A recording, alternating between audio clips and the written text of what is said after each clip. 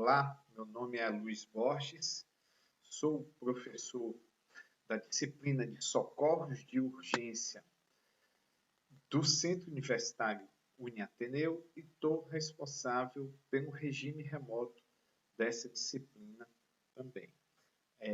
Hoje nós vamos falar sobre fraturas. Fratura é um acidente relativamente comum na prática esportiva.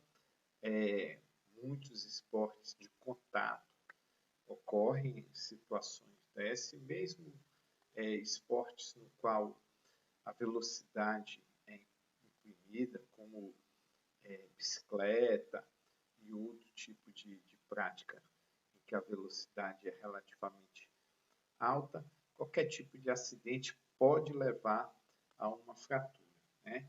O conceito de fratura é uma quebra ou rachadura na continuidade de um osso, né? Muitas vezes pode acontecer do impacto não romper completamente o osso, fica apenas rachado, mas a sensação de dor e a sensação de perda de funcionalidade aparece. Então, uma simples rachadura óssea provoca uma falta de capacidade de uso do local lesionado a ponto de a dor ser quase que insuportável. Então, dependendo do dano que essa fratura cause na pele, em torno do membro que foi lesionado ou do local lesionado do corpo, ela pode ser classificado como uma fratura fechada, que também é chamada de simples, né? No qual a pele não foi rompida, não foi lesionada, e exposta, que também é chamada de composta, no qual a pele foi danificada ou rompida. Esse rompimento ele tanto pode ter sido causado pela própria extremidade do osso que foi fraturado, que foi quebrado, né? Como pelo impacto que gerou a fratura. Pode ser que o osso não rompa a pele, sim o objeto contra o qual foi o choque ou então o impacto que gera a lesão na pele. Tá? Nessa lesão, o osso pode ou não ficar protuso, que é colocado para o lado de fora da pele, ele pode ficar interno. Né? A pele está rompida, o osso não ficou para o lado de fora, mas como a pele está rompida, é considerado uma fratura externa, né? Ou exposta. Você pode até visualizar o osso ou não, mas se a pele tiver sido rompida, a classificação dela é como classificação exposta e isso vai trazer uma possível lesão de outros tecidos em torno da estrutura que foi lesionada, tendões, ligamentos, cápsulas articulares, tudo isso pode ser envolvido, né, nesse tipo de lesão. Né? Existe uma fratura chamada de fratura por estresse, em que não há uma descontinuidade no osso, e sim uma desmineralização. Então, é uma fratura realmente de estresse, não é uma fratura de impacto, então nós não vamos abordar nessa aula. Tá? Mecanismo de lesão das fraturas. Normalmente, o impacto é o que vai causar a lesão óssea. Tá? Ele também pode causar a lesão na estrutura mole, né, como nervo, artéria, pele, tendão, ligamento, ou mesmo em áreas distantes do corpo. O impacto pode causar uma lesão num local distante de onde aconteceu o impacto. O impacto a que a vítima foi submetida e a direção desse impacto é que vai determinar que tipo de força foi o mecanismo que gerou essa lesão, né? Óssea ou articular. pode ser por força direta, por força indireta ou por força de torção. Então, a força direta é quando o local, né, em que houve o impacto foi a causa da fratura. Então, o ponto que teve contato, que teve realmente a força mecânica superior à resistência do outro e gerou a fratura, que causa esse tipo de fratura por força direta, né? O local do impacto é que vai gerar a fratura no local em que houve o impacto, o golpe direto no local. Força indireta é quando há um impacto num determinado local e outra estrutura, pode ser do mesmo osso do local onde houve o impacto, mas pode ser também um osso em continuidade, é que vai ser lesionado. Então, muitas vezes a pessoa cai de uma altura muito grande e tem um impacto nos pés, mas a fratura não vai acontecer nem no tornozelo, nem no joelho, nem vai acontecer lá no quadril. Então, é considerado um impacto, uma fratura por força indireta. Nós temos aqui alguns exemplos na imagem. Esse exemplo mais à direita aqui, que a pessoa sofre uma queda, bate o joelho no chão. E quem fratura é a parte superior do fêmur, né, na cabeça do fêmur, que há a fratura. Então, esse tipo de mecanismo é relativamente comum. Os sistemas de alavanca do corpo possibilitam essa possibilidade. O terceiro tipo de fratura, né, é chamado fratura por torção. Nesse tipo de torção é muito comum também haver lesão na cápsula articular. Muitas das vezes esse tipo de movimento leva apenas a uma subluxação. A diferença entre subluxação e luxação é que a luxação há uma saída completa do osso da estrutura articular. E uma subluxação há uma saída parcial e um retorno à posição normal. Então, muitas vezes há esse movimento de torção, apenas uma subluxação. Vai gerar um processo de inchaço na articulação, porque o nosso organismo ele tem um mecanismo de defesa de causar edema em locais lesionados. O edema seria um acúmulo de líquido para tentar gerar uma estabilização que gere proteção e sustentação naquele local. Muitas vezes isso é tão exagerado que o próprio edema causa mais desconforto do que a lesão que gerou ele. Bom, mas nesse caso também é possível ter ruptura óssea, ter fratura óssea realmente. Vamos lembrar do caso do Neymar, que teve uma fratura do osso do pé, numa virada de pé dessa, numa torção dessa, ele não lesionou a cápsula articular, não houve luxação, e sim uma fratura dos ossos do pé. Normalmente, quando tem a fratura, tem também a formação de hematoma. Quando é apenas subluxação, o inchaço fica com o local bem inchado e com a mudança de cor, mas sem a formação de hematoma. Mas quando tem fratura óssea, normalmente tem hematoma associado. Esse tipo de fratura é relativamente comum em alguns esportes em pisos irregulares. Existe também um tipo de fratura chamada de fratura de galho verde. Os ossos de crianças eles têm muito mais tecido conjuntivo do que tecido rígido, como o osso realmente já maduro. Por que que o organismo funciona dessa forma?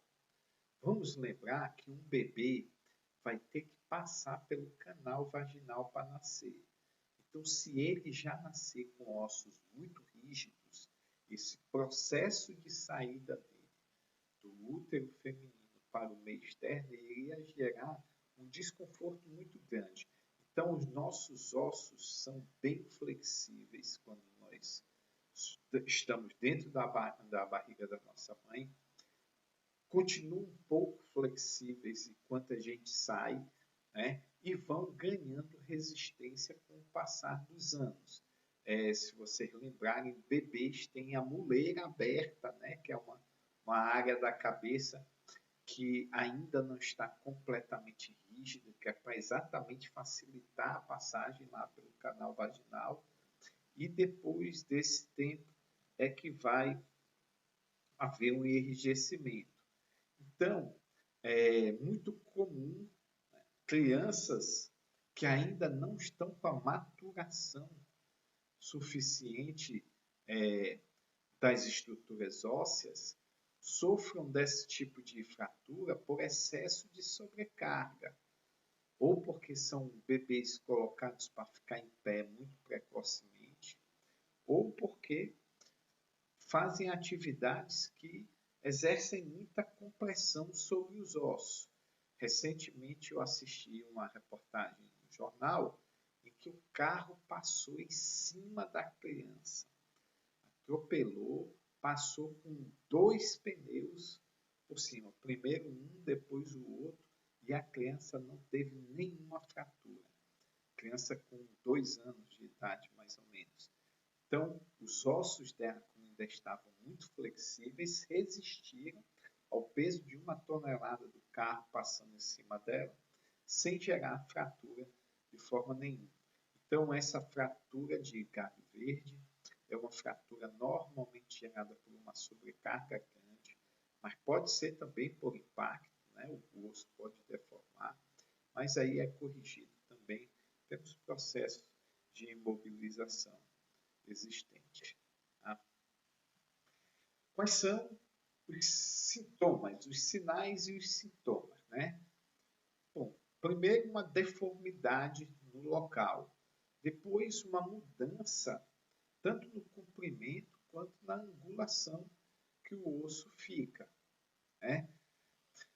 Às vezes a deformidade não é muito óbvia, é muito comum o osso fraturar, mas não sair da posição, ou então não gerar uma imagem visual que seja tão diferente do normal a ponto de você já olhar que está fraturado. Claro que existem algumas fraturas de só de você olhar, você já percebe a fratura, mas tem algumas fraturas, principalmente se a pessoa tiver de roupa, que você não identifica imediatamente, né?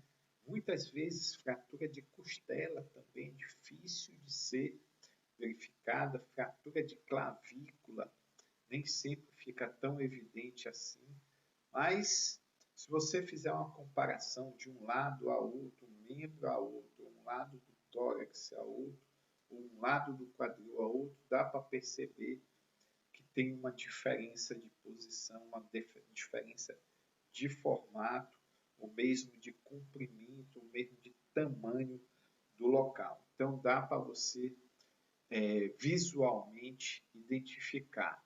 Tá? A pessoa vai sentir dor e sensibilidade no local, principalmente se ela tentar movimentar aquele membro. Tá? Mas a dor, muitas vezes, é bem localizada no local da fratura. Vai mudar a temperatura e a cor da pele. Né? Você vai ter uma mudança momentânea, até porque há uma reorganização do fluxo sanguíneo no local. Lembre-se que nós temos uma quantidade enorme de sensores no corpo, né? O sistema nervoso sensorial possui ramificação por todo o nosso corpo. Então, o local vai perceber a instabilidade e vai já fazer algumas alterações para que aquele local fique preservado, diminui o fluxo de sangue, então muda a coloração e a temperatura do local. Muitas vezes aumenta o metabolismo no local para poder formar o edema e isso também muda a temperatura do local. Vai ser possível, se o local se movimentar, que você ouça um barulho típico do osso arrastando um no outro, isso é chamado de crepitação. Tá? Esse som é típico de estruturas ósseas que estão fraturadas. A recomendação do texto é que você não mexa o local para tentar ouvir esse barulho. Esse barulho ele vai ser sentido se a pessoa tentar movimentar o local, mas não é uma boa ideia você testar se está fraturado mexendo para tentar ouvir esse barulho, porque o desconforto causado à pessoa é muito grande. Inchaço rápido e imediato, né? Esse inchaço, como eu falei para vocês, é o edema, é a tentativa do organismo de estabilizar o local, criando muito líquido. Nesse líquido lá, que também ele vai ter as condições para o combate à inflamação, está tendo a atividade que vai haver celular para renovação desse local, para recuperação desse local, né? Vai haver esse derrame lá. Se houver ruptura de vasos sanguíneos, isso vai ser mais evidente ainda, principalmente com a presença do hematoma, né? Que quando tem o sangramento fica a coloração vermelha, né? Muitas das vezes não há ruptura de vasos, então o edema é formado apenas pelo plasma do sangue, né? Então é um líquido incolor, não fica o hematoma escuro. Tá? Então pode ficar lá só descolorido ou vermelho, vai depender da lesão. Se a lesão tiver rompido vasos sanguíneos, vai haver a formação do hematoma, que é vermelho e que vai ficando escuro, né? Esse líquido ele vai ser reabsorvido pelo organismo. Essas hemácias que se perderam nesse local também vão ser reabsorvidas, mas elas vão ser reabsorvidas para serem eliminadas. Elas não voltam para a circulação sanguínea. O sistema linfático vai reabsorver esse excesso aí de líquido para eliminar todo esse conteúdo. Claro que essas substâncias são reaproveitadas no corpo, né? Tem muita proteína na composição das hemácias, então o organismo todo, vamos dizer que reaproveita esses materiais, elimina apenas a parte das estruturas que não podem ser reaproveitadas.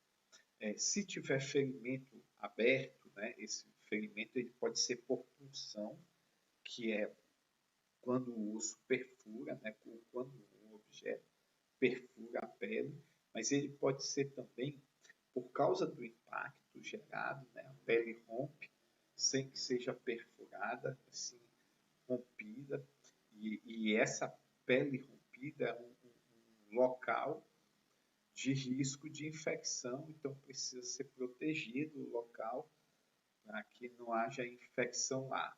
Tá? A articulação ela pode ficar, por causa da mudança da posição da estrutura óssea, bloqueada momentaneamente. Isso não quer dizer que ela vai ficar incapacitada de movimentar para sempre, a não ser que a lesão tenha comprometido a articulação, né? Que a recuperação dessa fratura leve a uma incapacidade de movimentação dessa articulação, é muito difícil, e a pessoa que teve a fratura vai tender a ficar defendendo o local, porque ele gera dor e gera desconforto, a pessoa vai tender a não deixar que ninguém pegue, que ninguém movimente, tentando se preservar ao máximo do desconforto de movimentar esse membro que está fraturado, tá? Vai haver perda de função, é uma perda de função momentânea, o osso se regenera completamente, mas no momento em que está fraturado, a impossibilidade de movimentação, porque causa dor, mas também porque gera instabilidade, o organismo não consegue trabalhar bem com essa. Você não consegue fazer atuação muscular eficiente sobre ossos fraturados, né? O organismo ele não consegue lidar bem com a execução desses movimentos com o membro fraturado. Ele evita ao máximo movimentar o local para preservar de aumentar a lesão, né? Então, o que você deve fazer, né? Às vezes é difícil identificar onde está a fratura, ou como é a fratura, mas você não deve corrigir a fratura, nunca. Tá? Você deve proteger o local. Quem vai corrigir o posicionamento é o médico dentro do ambiente hospitalar. Quem vai fazer atendimento de primeiros socorros, o objetivo é preservar para que a lesão não aumente. Tá? Então, o risco envolvido em uma fratura depende de onde ela aconteceu, né? E existem algumas prioridades. Primeiro, fraturas que envolvam regiões nervosas. Então, fraturas na medula, fraturas no crânio são consideradas prioridade. Tá? Se você tiver que proteger um local em uma pessoa que está com múltiplas fraturas, tiver que escolher um só, escolha uma região que tem uma importância fundamental para o controle do corpo, que seria o cérebro ou a medula da coluna. Então, a prioridade é para lesões em áreas de sistema nervoso. Tá? Depois, caixa torácica, né? Porque ali estão os órgãos nobres. A caixa torácica tem pulmão e coração, dois órgãos importantíssimos na sobrevivência e que devem ser preservados a todo custo. Depois, nós temos a região pélvica, uma região extremamente sensível, porque ela sustenta toda uma estrutura que está acima dela, principalmente os órgãos internos, né? E essa área estando instável, você não tem condições de se movimentar de forma adequada, além do que grandes vasos sanguíneos passam por essa região e uma lesão óssea instável pode gerar uma ruptura de vaso sanguíneo importante que pode levar à morte em poucos segundos. Aí sim você passa para membros inferiores e, por último, membros superiores. Essa seria uma ordem de gravidade das lesões ósseas para você tentar uma estratégia de ir para o mais sensível, do mais sensível para o menos sensível na hora de fazer o atendimento. Né? Algumas considerações. Se você tem um impacto que fez uma fratura na estrutura pélvica, considere seriamente que tenha havido algum tipo de lesão grave na coluna. Tá? Então, é muito fácil uma pessoa que teve uma fratura nos ossos do quadril ter afetado principalmente a região lombar da coluna. Tá? É também possível que a pessoa tenha tido impacto na cabeça ou na face em decorrência desse impacto. Foi forte o suficiente para haver uma fratura na região pélvica. Então, provavelmente, esse local também pode ser danificado. E também, se houve um impacto grande na região da cabeça, provavelmente a região cervical vai estar comprometida. Então, você considera também proteger esse local. Por que que a região lombar e a região cervical são duas regiões mais susceptíveis da estrutura da coluna? Porque nesse local você tem apenas a coluna como osso, não tendo qualquer outra estrutura óssea para gerar estabilidade. Na região torácica, você tem o gradil costal, formado pelas costelas e o externo, que dão sustentação a essa região. Mas na região lombar e na região cervical, nós não temos outras estruturas ósseas que possam servir de estrutura de apoio para a coluna. Tá? A imobilização é o procedimento que você tem que ter na emergência para poder proteger o local fraturado. Tá? Essa proteção, lembrando, é apenas para evitar que a lesão piore e sim para poder proteger o local. Então, antes de movimentar, é importante imobilizar. Tá? Esse procedimento de imobilização, ele minimiza danos, principalmente a partes moles, né? O músculo, tendões, ligamentos, bainhas ósseas, qualquer coisa que pode ficar preso entre os fragmentos da fratura e você movimentando pode aumentar ainda mais a lesão. Esse procedimento também evita que uma fratura fechada possa vir se transformar em uma fratura aberta, porque o osso pode perfurar a pele, fazendo uma lesão aberta, né? O risco também de danificar nervo, vaso sanguíneo e outros tipos de tecido em torno do local da fratura é enorme, por isso que é importante mobilizar. E também imobilizar minimiza sangramento e inchaço, porque a imobilização reduz a formação de edema e sangramento no local, porque vai impedir movimento, impedindo o movimento, o fluxo de sangue diminui para aquele local. Tá? Ajuda também a reduzir a dor. Esse tipo de imobilização estabiliza o local, então a sensação de dor diminui e ajuda também a não deixar a pessoa entrar em estado de choque, que seria uma modificação hemodinâmica que vai fazer com que o fluxo de sangue não fique bem controlado e cause falta de oxigenação em alguns tecidos. Tá? E isso vai causar um pouco menos de desconforto à pessoa. A imobilização também pode ajudar a evitar que a estrutura fraturada fique pressionando vasos sanguíneos, causando interrupção do fluxo de sangue para os tecidos que estão lá, que dependem desse fluxo de sangue, para receber oxigênio e se manterem funcionando adequadamente sem o risco de entrar em falência. Né? Então, quando você decidir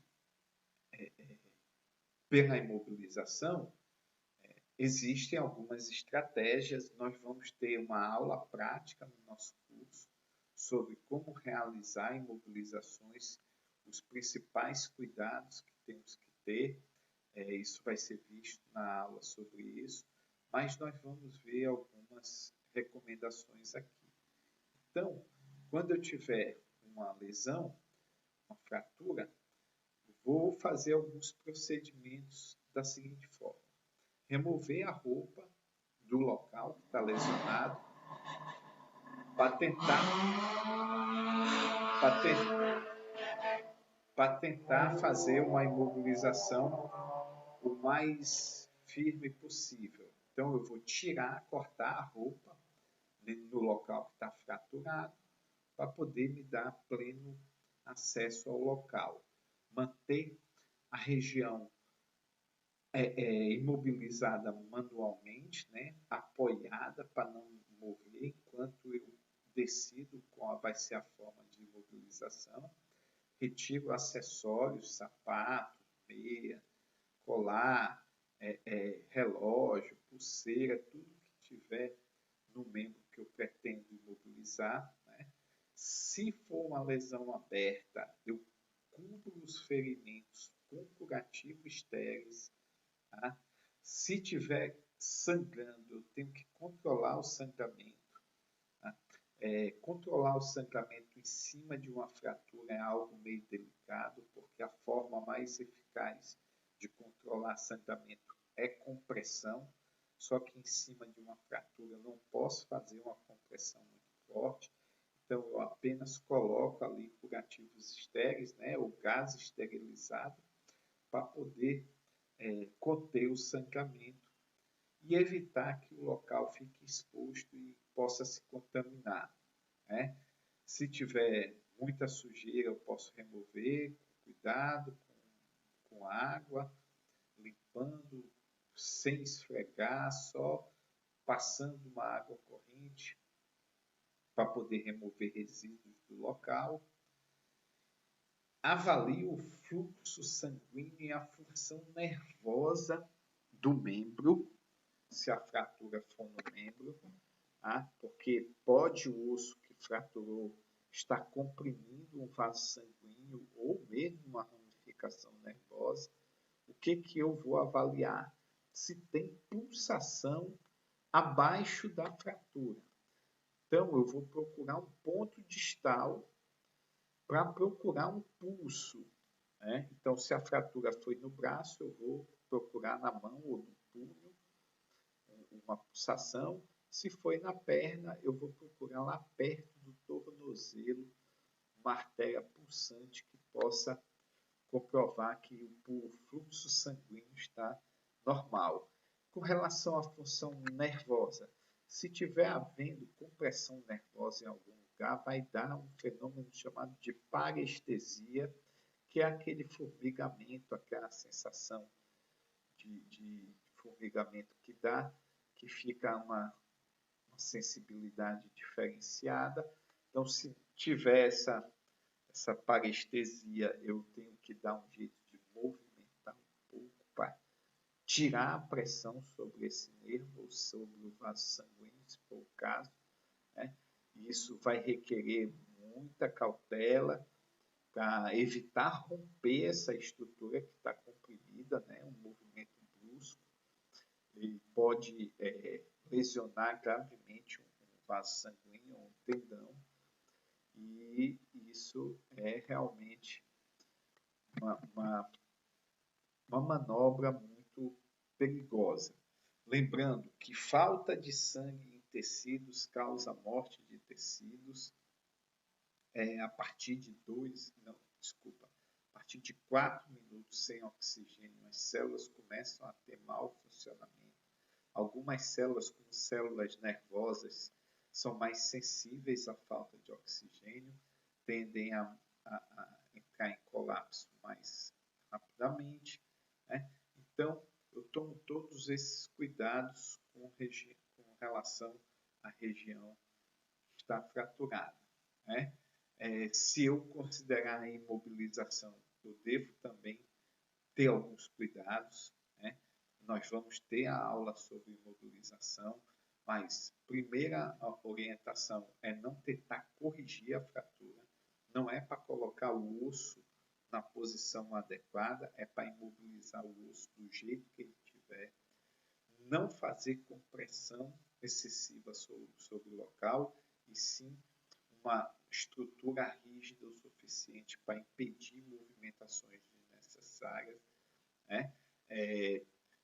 Procurar conhecer as técnicas. Normalmente, além de você não fazer correção de fratura, você também tem que tomar cuidado com a compressão de nervos e vasos sanguíneos.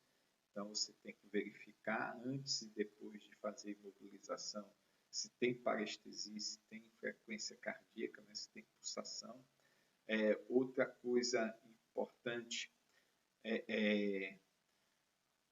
você usar a estrutura adequada, você conhecer estratégias de imobilização, procurar usar estruturas que não causem desconforto, né?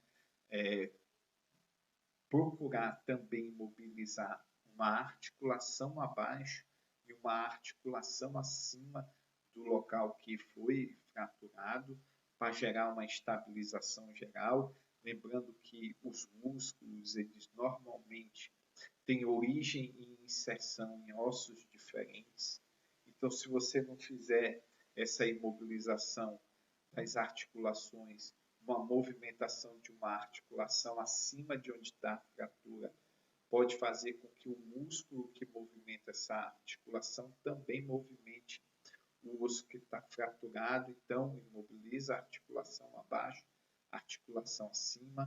Tipo, se for uma fratura na tíbia, tem que imobilizar o tornozelo e o joelho. Se for uma fratura no fêmur, tem que imobilizar o joelho e tem que imobilizar o quadril, e assim vai. Tá? Se você tiver fazendo uma imobilização e a pessoa começar a relatar muita dor e desconforto, interrompa e tente uma outra abordagem. Se continuar a dor, pare e espere o resgate chegar, que não está sendo muito efetivo a sua estratégia. Tá? Então, a firmeza é o suficiente só para imobilizar, não pode interromper circulação sanguínea, não pode comprimir ramificação nervosa, tem que imobilizar a articulação abaixo, tem que imobilizar a articulação acima, não pode corrigir irregularidade óssea. Tá? Verificou, depois de imobilizar, novamente se tem pulso e se tem parestesia. Tá? Porque se tiver, vai ter que desfazer. Se tiver cessado o pulso e se tiver aparecendo parestesia, vai ter que desfazer a imobilização para fazer novamente a imobilização de uma forma que não interrompa esse fluxo de sangue e também a atuação do sistema nervoso. Tá?